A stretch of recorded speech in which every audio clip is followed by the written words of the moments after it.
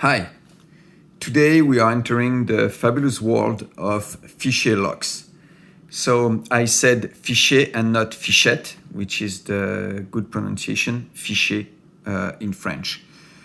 So we have to know that in fact there are two main companies with Fichet. The first one is Fichet Bosch, which is specialized in vault and safe locks and safe themselves and vault too, and doors and kind of things. And the Fichet.0, which is really selling only locks for doors, but they are selling essentially very high security locking system. So what I'm presenting you today is the Fichet 787Z. There are other versions of this lock, like the 787S. The main difference is that the S version has 8 levers, while the Z version has 10 levers. So there are some difference between the outdoor and the indoor barrel. So the outdoor barrel has some features to help prevent destructive attacks. I will talk a little bit about that when we will see some part of the barrel when I disassemble it. So the 787 is available in two formats: the adaptable Fichet, which look like that, and the monoblock one. The main advantage of the adaptable Fichet format is that the inside barrel can be easily disassembled without missing so much. What we have to do mainly is just remove this the pin here, and everything will be disassembled pretty easily. So how it works? So this is a pump lock. So I take my key, I put it inside. We can see there is a gate.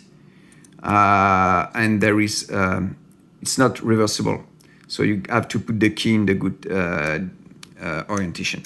So I put it inside, then nothing turns right now. And I push a little bit and I'm able to turn the lock.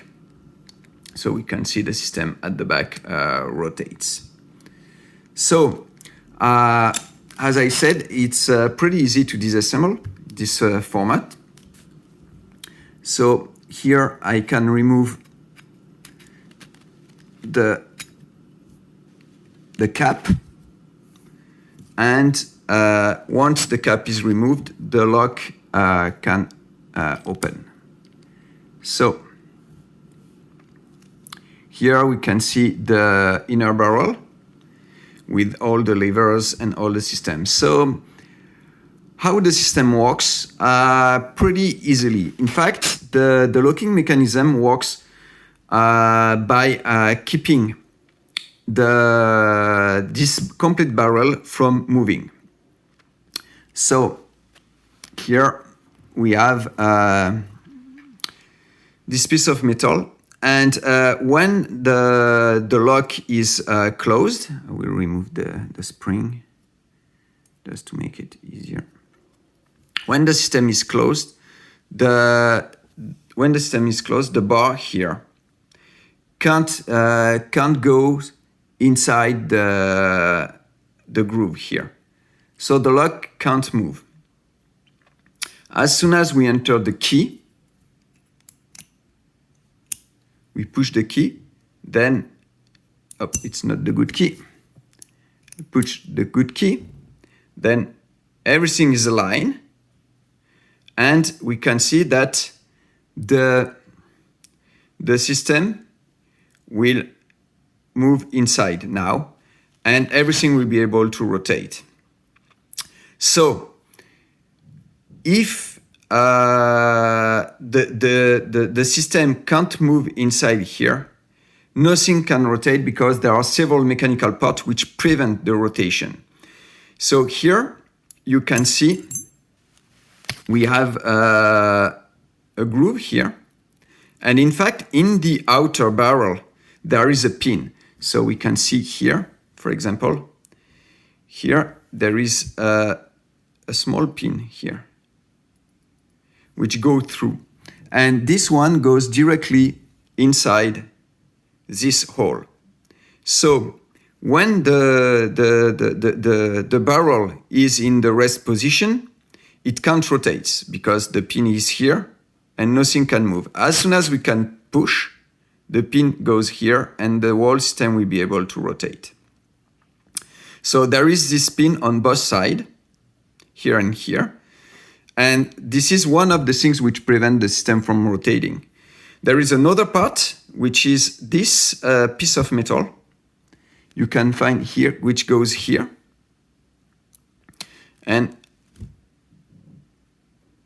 like that. And as you can see, it's going out of the main cylinder.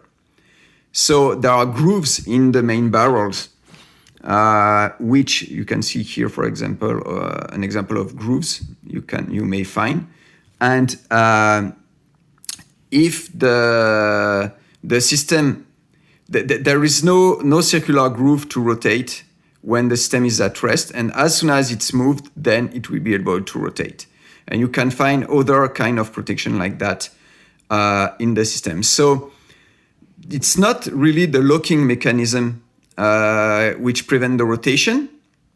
So it's not the groove, it's not the pin, the levers which prevent the rotation here.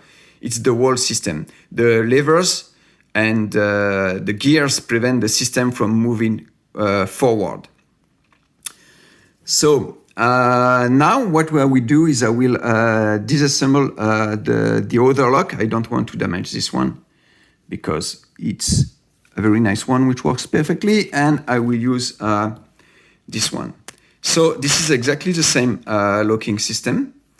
You can see here there is only, I will zoom a little bit. Yeah, there is only 8 gears. So 8 levers, 2 here. And you can see there are rooms here. There is room here and here to add two additional gears. And you can see here the spring, we show later, as have an additional one here where the lever should go. So here we can see when we enter the key. So take the key, hope it's the good direction. No. Yeah, there is another thing too. These gates are interesting because when you enter the key, the gate goes are very large. And this means that this part, which are outside the barrel right now, will prevent the system from moving forward if you keep them open. So this is a protection against picking too, because you need to push it completely so that it closes back and have enough space to move and to rotate later. So when you pick when you try to pick a lock like that, the space you have to enter your pick and your tension system and whatever is quite restricted compared to the real size of the key. So how it works, when we put the key, we have levers here, which we go in the grooves of the key. We can see here on both sides. These levers have some kind of gears on it, as we can see here. And this gear will rotate the gears here, which have the true gates where the locking mechanism will engage, allowing the stem to move forward. So we can see it. I will try to show it slowly. So I push slowly. We see the levers moving, all the levers, and the gear moving at the top too. So from the front, we can see. So I move slowly, all the gear are moving and align. And when it aligns, then the system can move forward. So we'll try to start to disassemble this lock. So the first thing to do is to remove the spring here. So here it is.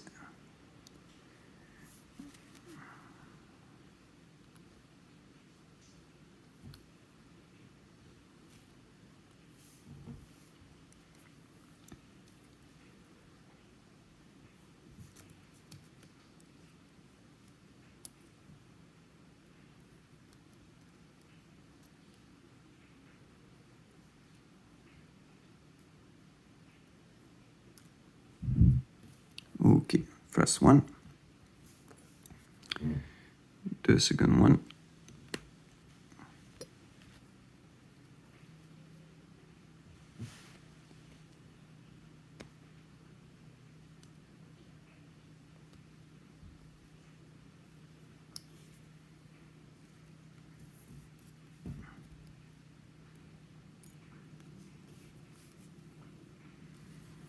Okay, so here we have removed the springs. Now we can start removing the levers. So to do that, we have to remove the two rods here. So it will be quite easy. Just take a piece of metal, you can remove it like that. And we should be able to remove the levers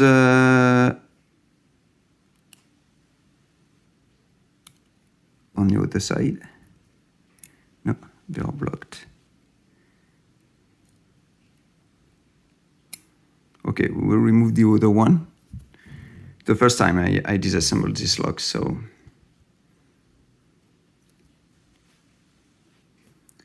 here. So now we should be able to remove all the levers.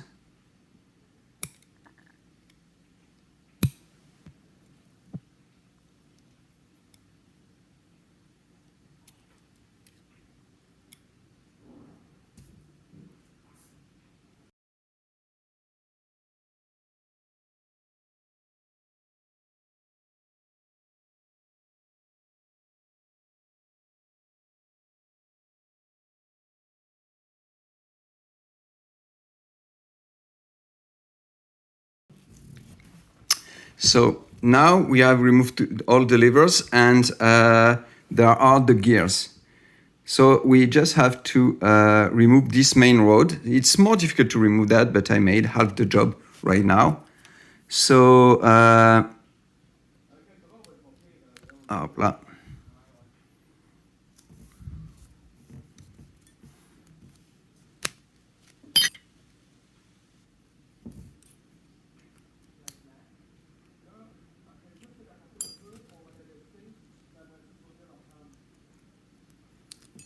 So here we have the gears. And as you can see, everything is exactly the same. All the parts in this lock are strictly the same. So this is a lock which is really easy to rekey. In fact, it would be very easy to rekey if it was possible to disassemble it non-destructively. And the main issue is that disassembling it usually forced to destroy the outside cylinder in a way or another, or to damage it. But this could be a rekeyable system, as you can see, thanks to the way it works. So here we can see the levers. The key, in fact, goes directly like that. So it's what controls the gear.